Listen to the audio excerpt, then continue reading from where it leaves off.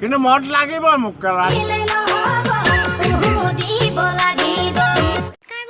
পুনৰবাৰ স্বাগতম জনাইছোঁ আপোনালোকক মোৰ ইউটিউব চেনেলত। আজি আমি দেখুৱাবলৈ গৈ আছোঁ প্ৰিন্স হাজৰিকাৰ লগতে কেইজনমান মহাপুৰুষৰ কেইটামান অধ্যায়টো বেছি পলম নকৰি আহক ভিডিঅ'টো আৰম্ভ কৰোঁ।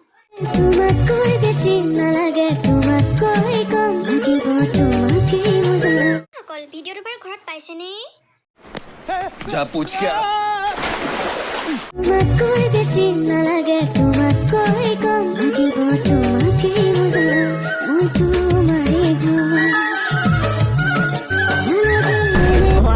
ভণ্টি বাইদেউ যি হোৱা তোমালোকক ক'ব বিচাৰোঁ যে এইটো এটা ধেমালি হয় আৰু সম্পূৰ্ণ ফানি ৰূপে ল'বা, গাত পাতি নল'বা। কাৰণ আজিকালি মানে কি হয়, অলপ কথাতে গাত পাতি লৈ যায় কিছুমানে। নিশ্চয় তোমালোক মডাৰ্ণ ছোৱালী বুজি পাবা, যেতিয়া মডাৰ্ণ হৈ গৈছা নিশ্চয় বুজি পাবা এটা ফানি ৰ'ষ্ট হয় বুলি।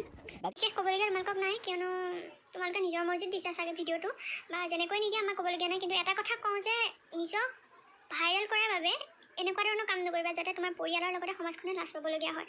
কিয়নো ছোৱালী মানুহে এনেকুৱা কামবোৰ কৰিলে ভাল নালাগে। নিজক ভাইৰেল কৰিবৰ কাৰণে ঘৰখনৰ সন্মান বা সমাজখনৰ সন্মানৰ খেলা নকৰিবা।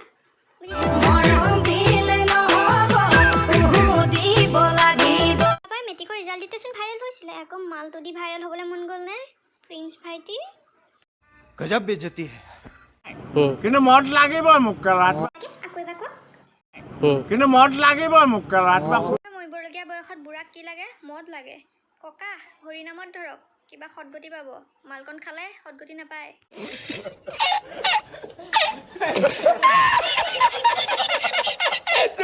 মোক উঠাই লৈ যাওক, মই কৈছোঁ চলে যাব লাগে, SP চলে যাব লাগে। মই SP মদ খাই নাখায় মই সুধিম।